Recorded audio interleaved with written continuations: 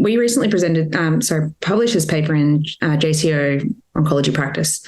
And what this was a retrospective look at patients contained within the Australia's National Testicular Cancer Registry, our TESTIS, who had stage 1 testicular cancer. And what we were trying to understand was where the ANZUP surveillance recommendations fit into our practice.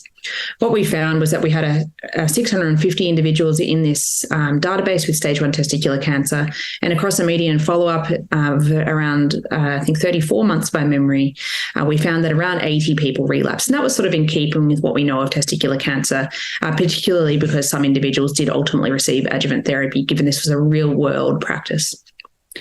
What we saw was that the ANZUP surveillance recommendations were well placed. They were able to proactively detect relapses. Almost every individual who experienced a relapse in our cohort was asymptomatic at the time. It was picked up at a routine surveillance visit. And I think this provides both us as clinicians as well as patients with reassurance that these surveillance recommendations are, doing what they're designed to do. As a result of this analysis, though, we have made some suggestions for changes within ANZUP recommendations, and they're likely to be forthcoming, and they'll be published on the website. And that's really relating to the perhaps more limited role of serum tumor biomarkers in the evaluation of seminoma, and perhaps we can limit the amount of blood draws that we can do for patients.